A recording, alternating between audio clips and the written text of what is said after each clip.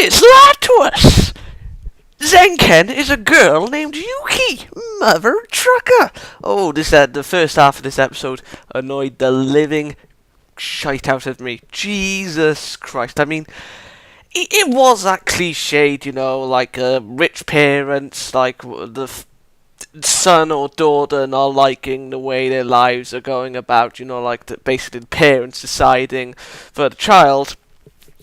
And, they have, like, a small bit of happiness, but then, yeah, they're trying to take that away from you for reasons such as this, like, your potential isn't here, it's there, basically deciding for yourself. I mean, while that is a cliched thing, it's always done right and uniquely for respective things. I mean, I can't really put my finger on it as to why. But, I know it's the same, but at the same time I know it's different. Yeah, I can't really explain it fully. I mean, yeah. Damn phone. It hung up straight away. Bastard. Anyway, yeah, as I was saying, it kind of the same, but at the same time it's always done in a unique fashion. And again, I can't put it into words. So yeah, we met Asuna's mother for the first time, but what I found a little bit strange was why Asuna's room was cold. I didn't really get that, to be honest. I mean, wouldn't she have froze to death or something? Probably. But yeah, that was just like my own little thing. She's going down. Enters the room. After talking, I'm assuming the nanny. And then the mother just goes, she's late, and then I'm just like, what? And then she looks at the clock, and I was just like, yeah, it's 6:30. I mean, she's only 5 minutes. I mean, like, what's the problem? And yeah, she just goes, you're 5 minutes late, be on time next time. I just like, you dense mother trucker, what? So yeah, like I said at the beginning, Asuna, like, the mother is basically telling Asuna what she's going to do with her life. But what bugged me, though, was the thing that she said with the school, and I'm like, the teachers, nobodies, motherfucking nobody, nobodies, like, basically saying they have no skills, and the school isn't gonna get them anywhere, but that school in particular, I'm just like, what? I mean, government official with glasses, like, made the school, well, or at least worked on the team. I mean, I don't know the full details, I don't remember, but I remember him mentioning it. Being set up for the Sword Art Online survivors that were kids, obviously. And I don't think that they would hire teachers that don't know what the hell's going on or don't know what to do. I mean, yeah, she's 2 years behind, but or a year. I don't really. Yeah, 2 years or a year. Like they were saying now, back and forth, like whether it was 1 year or 2 years. I don't know. But let's just say 2 years for argument's sake. Whether she's 2 years behind or not doesn't matter.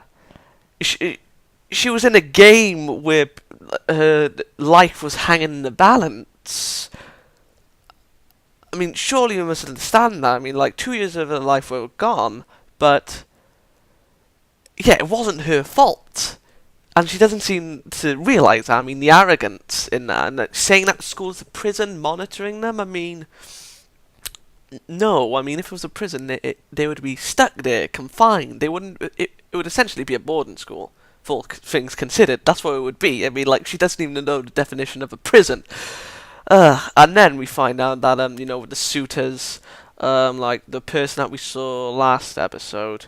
Oh, yeah, and apparently those three guys, no, not apparently, a commenter told me that those three guys, that were giving Asuna lewd faces, were, her cousins. So, yeah, those weren't, like other suitors, yeah. The person she was talking to, yeah. Or yay, I'm gonna say Y for the sake of it.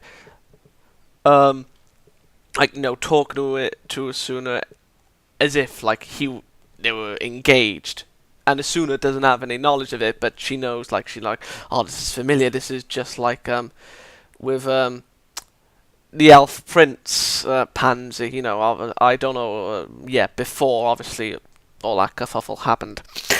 My God, like how old is he? I mean, like. She's 16 now, or 18? I suppose it's okay, but still so young. I mean, like, I don't really know their age. I mean, that prince guy. He looked about in his 30s. Anyway, so yeah, Asuna doesn't like that, and the mother does say, like, choose whoever you want, or like, I want you to be with someone that is worthy of you, and I'm just like, okay, so she must approve of Kirito because Asuna thinks Kirito is worthy of her. And then she says, like, except for that boy, and I'm just like, what? What? How do you know about him? And then Asuna's just like, oh, you've been checking up on him, you've been spying on him, and I'm like, oh my god, I mean, this woman is a control freak. I mean, when Asuna did leave, like, saying, like, you're ashamed of your grandma and grandfather because you didn't have a good life, like, they weren't rich. I mean, sure, you want to provide a better life for your child. I mean, that is a noble goal. I mean, like, you don't want your child to live the same life you did. And sure, yes, you're rich. You live in a safe environment. She has the things that she wants, essentially. But that noble ideal only gets you so far if you actually stick to it. People are so noisy. Only gets you so far. And, yeah, like, because her mother had less money, like, she was obviously wasn't able to do what she wanted, I suppose. Like, she was restricted, and basically she's doing the same to Asuna, constricting what Asuna herself wants to do with her own life. So yeah, the mother has basically built up an illusion around herself, thinking that Asuna has a better life, when in reality she has the same life as her mother, but just in a prettier light. So yeah, and we also know that the woman hates Asuna being in the nerve gear. Well, gaming in general. And saying like, you're not enhancing your skills, and I'm just like, she's doing homework. Whether she's in the game or not, she's still doing it. I mean, come on. Can't be that dense. Come on, you're losing technology yourself. I can see it right there. Right there. So don't give me that bullshit. So yeah, we met Zenk, going into the fight. Might as well think.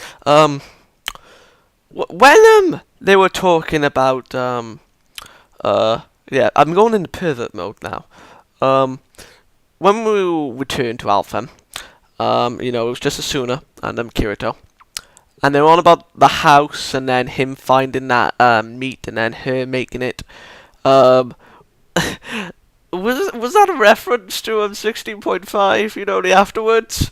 I don't know. I mean, I haven't read it, but I know what it is.